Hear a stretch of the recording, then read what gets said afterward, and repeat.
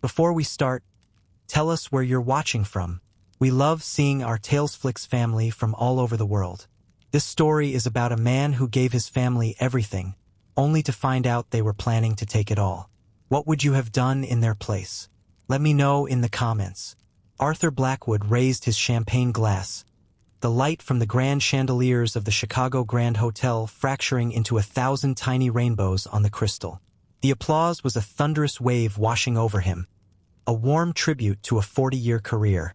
After 4 decades of loyal service at the Chicago Merchant Bank, his retirement party was everything he had been promised.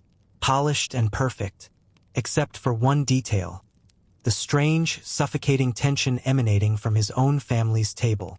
It was a cold spot in an otherwise warm room. To Arthur, his division head, a man half his age with twice his ambition, announced from the podium. The steady hand that guided our investment department through 4 recessions and countless market crashes. We'd still be using paper ledgers if it wasn't for his vision. Another wave of applause. Arthur nodded, a polite, practiced smile fixed on his face, but his mind was elsewhere. He was a master of observation, a skill honed long before he ever sat behind a desk, and for the past month, every observation had set off a silent alarm. His wife, Eleanor, had been unusually, almost performatively, sweet, bringing him coffee in bed, a gesture she'd abandoned a decade ago, suggesting weekend trips to the lake house, discussing their retirement plans with a sudden, sharp enthusiasm that felt entirely rehearsed. Even their children, Claire and Julian, normally distant and absorbed in their own important lives, had suddenly found time for their old man. They called for family dinners, wanting to reminisce about childhood memories, their voices coated in a thick layer of false nostalgia. Something was deeply, fundamentally wrong. When the speeches finally, mercifully, ended, Arthur made his way to their table. Eleanor, still strikingly elegant at 60 with her perfectly styled silver hair and a smile that never quite reached her eyes, placed a cool, manicured hand on his arm. Their daughter, Claire, 38, a corporate lawyer who had inherited her mother's sharp features and cold ambition, exchanged a quick, knowing glance with Julian, 35. He had his father's sturdy build but none of his work ethic or discipline.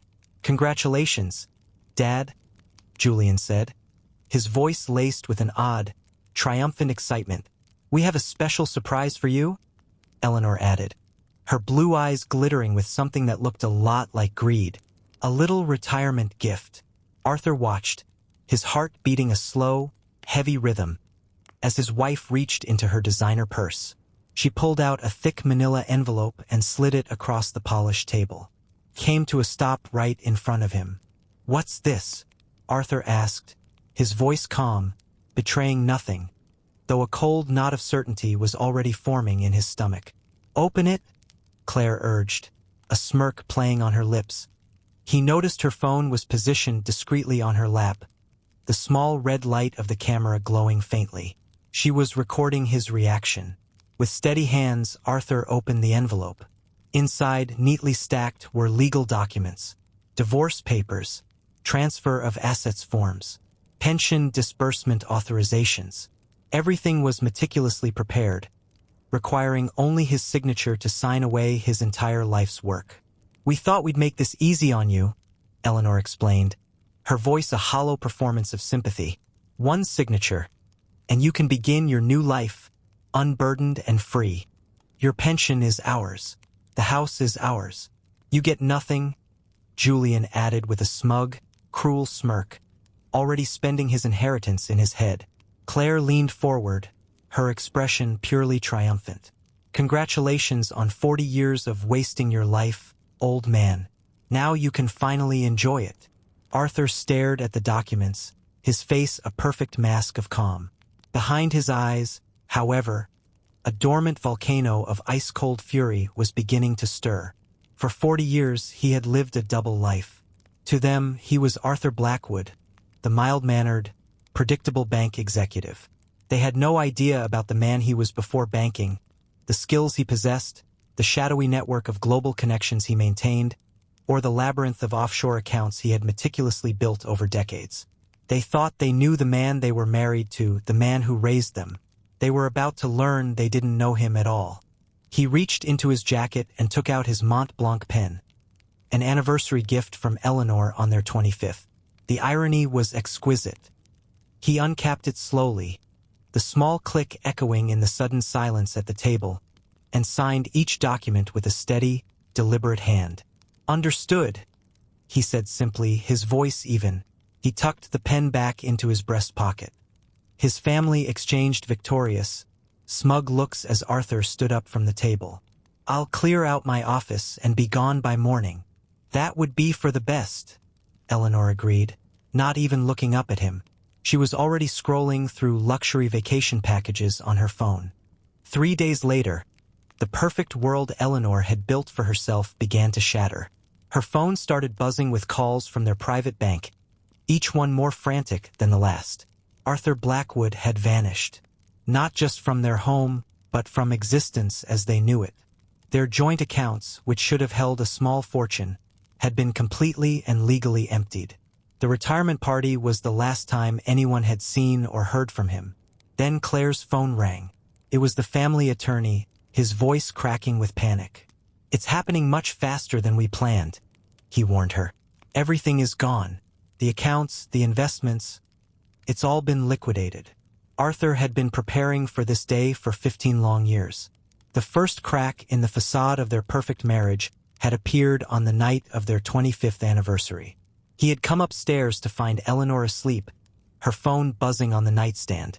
A message had lit up the screen from Marcus Thorne, his supposed best friend and their financial advisor. Curious, Arthur had picked it up. The messages weren't just about a sordid affair.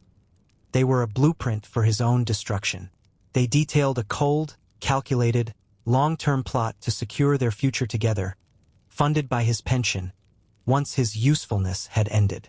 In that moment, he felt a pain so sharp it almost brought him to his knees. His first instinct was rage. To confront them, to scream, to shatter the life they had built. But another part of him, a colder, more disciplined part forged in his youth, took over. He put the phone down, went back downstairs, and poured himself a drink with a steady hand. Confrontation was for amateurs. Revenge was a game of strategy. That night, he began constructing his fortress.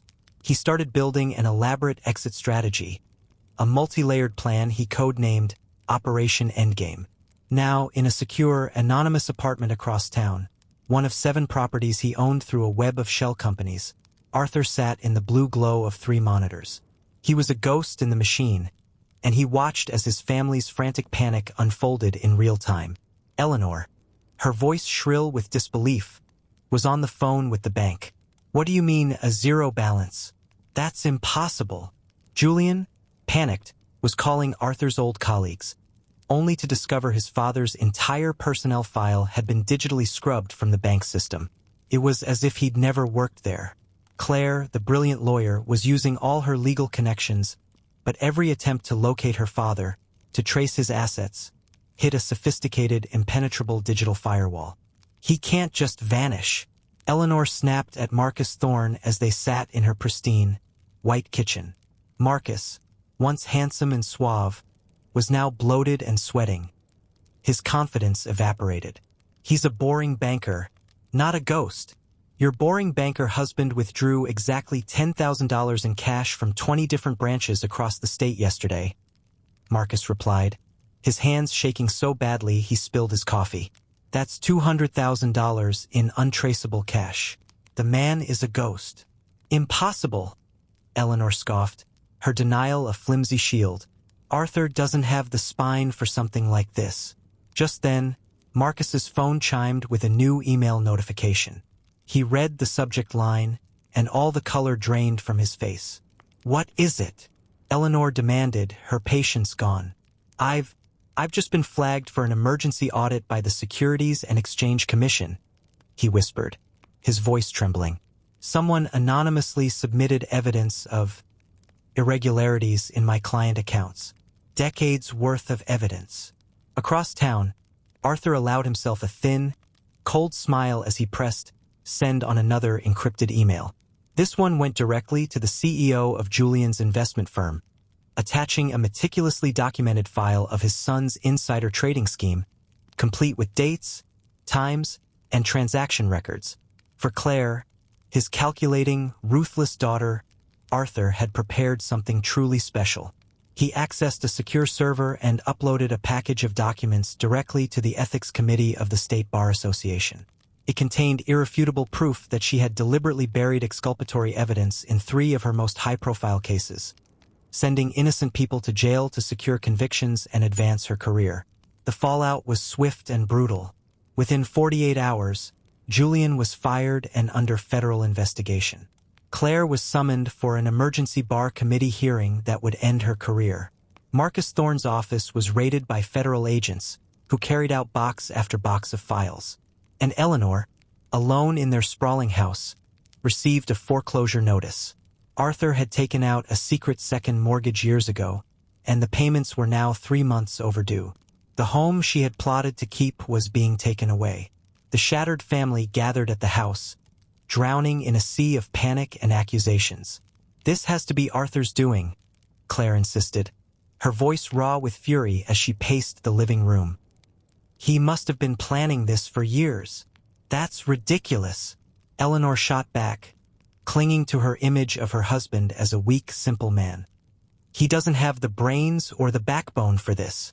Their argument was cut short by the sharp ring of the doorbell. A courier stood on the porch, holding a simple white envelope.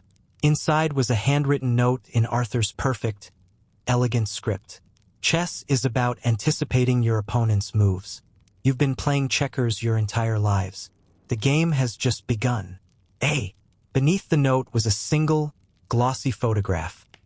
Eleanor and Marcus in an intimate embrace, laughing together. It was dated 15 years ago, on the night of their 25th anniversary. Desperate and out of options, Eleanor went to the one person she thought could find Arthur. His estranged younger brother, Thomas Blackwood. Thomas had built a construction empire from the ground up after serving in Army intelligence alongside Arthur decades earlier. "I haven't spoken to my brother in years," Thomas said, his voice like gravel. At 60, he still had the powerful build and direct, unblinking gaze of a soldier. He let her into his modest office. "Please," Eleanor pleaded, her composure gone. "Our accounts are frozen, our reputations are destroyed, and Arthur has vanished." Thomas studied her with cold, unforgiving eyes. "Do you know why we stopped speaking, Eleanor? 15 years ago, my brother discovered your affair with Thorne.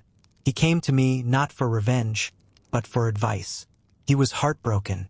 I told him to divorce you, to cut you out of his life like the cancer you were. But my soft-hearted brother, he said he loved you too much. He hoped you would eventually choose him. So instead of watching him be played for a fool, I cut myself off." Eleanor's face crumpled. "You knew. Arthur knew too," Thomas stated flatly. "For 15 years, he knew. And he watched, he waited, and he prepared. You never realized who you were married to. Before he was a banker, we served in operations that people don't talk about. Arthur was the strategist, the patient one, the man who could plan 5 years ahead while the rest of us could barely see 5 minutes. You poked a sleeping bear, Eleanor. Now you get to deal with the consequences." Eleanor left his office with the terrible, bone-chilling realization that she had never known her husband at all.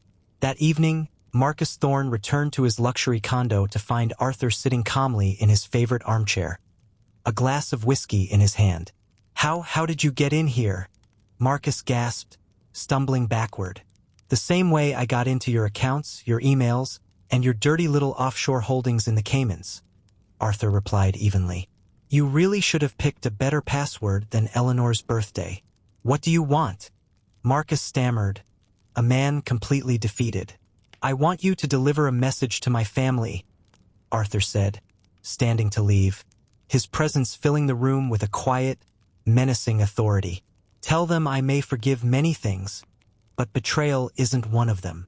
A week later, just as Arthur had predicted, Marcus confessed everything to the authorities, implicating Eleanor in years of financial fraud. Julian, facing a long prison sentence, was apprehended at the airport trying to flee the country with a fake passport. Claire, disgraced and unemployable, was permanently disbarred. On the 1-month anniversary of his retirement party, Arthur made his final, decisive move. He sent his family invitations to what they believed was a settlement negotiation at an upscale downtown hotel. When Eleanor, Claire, and Julian arrived, their faces a mixture of desperation and greed.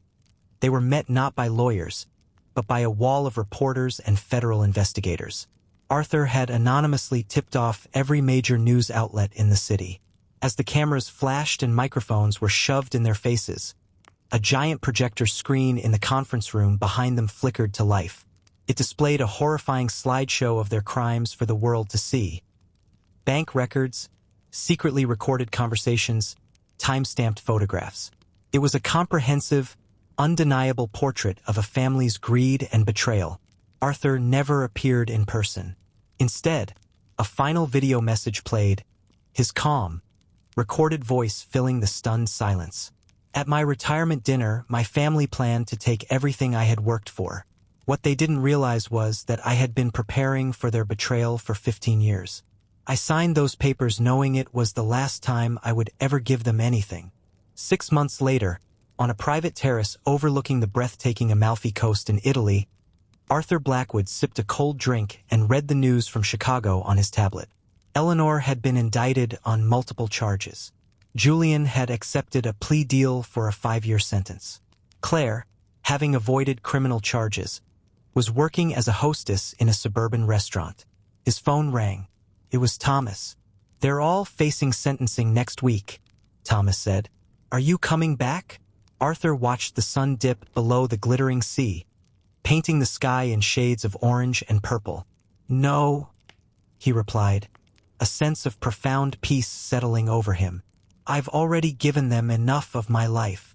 "Any regrets?" Thomas asked. Arthur considered the question for a long moment. "Only that I waited so long to see them for who they truly were." He ended the call and deleted the last of his monitoring programs. The files, the recordings, the evidence, all of it vanished into the digital ether.